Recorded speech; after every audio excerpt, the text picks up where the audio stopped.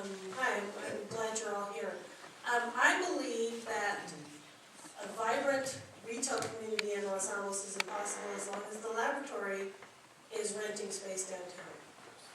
I'd just like to hear your views on that. I agree. Yes, I agree.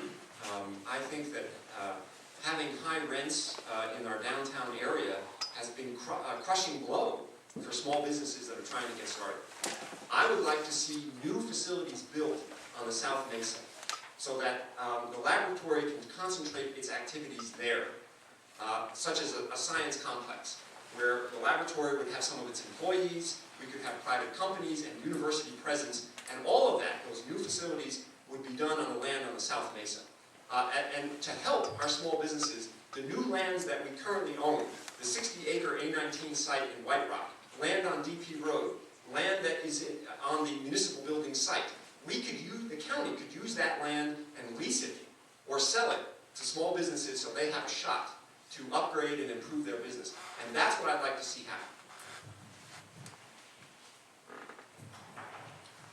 happen. I told what you said directly to Charlie McMillan recently. He even answers his door. I've knocked on a lot of doors and had some interesting things to say. He told me, relax. One of the silver linings of the recent budget cuts at the lab is that they need less space, and they are pulling back.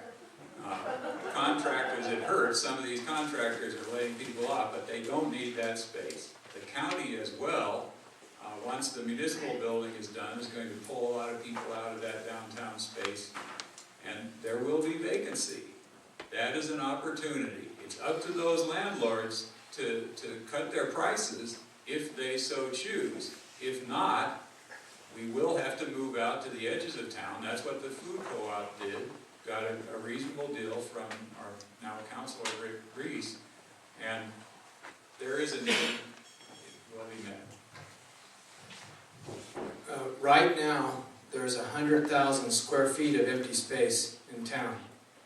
So I don't know if that's necessarily one of the big drivers when we just have one of our favorite little businesses, the Ottawa Station, go under. I think it's a lot of it, vibrancy, is a function of having a major anchor tenant here to stop the leakage. So I think the Smith store, a bigger Smith store with more general merchandise, would be that anchor.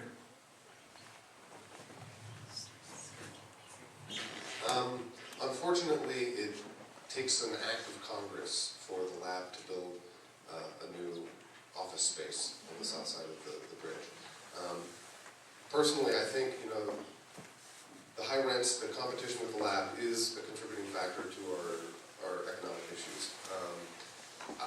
I think there are things that we can do through zoning to incentivize our landlords and incentivize development that can potentially offer lower rents. And that's something I would like to look at. We need to get creative with the ways that we support our local businesses. And that's something that I am really committed to doing. First, I'll say I'm glad to see you too. The lab is pulling back. It is going to be doing a lot of work along the corridor, the Pirate Corridor.